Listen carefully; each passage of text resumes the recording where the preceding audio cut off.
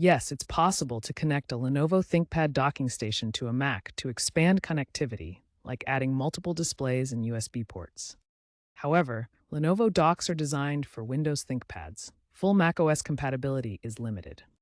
Expect to use workarounds and adapters. As of late 2025, newer Macs with Thunderbolt 4.5 ports see better basic functionality. Lenovo doesn't offer official Mac drivers. This means some features won't work. For best results, use a newer dock made after 2023. First, ensure your Mac has a USB-C or Thunderbolt port.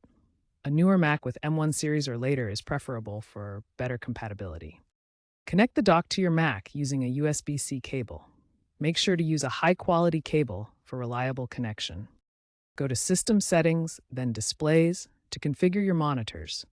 Arrange them as needed for your setup. Test peripherals such as USB devices and Ethernet connections. macOS should detect most automatically.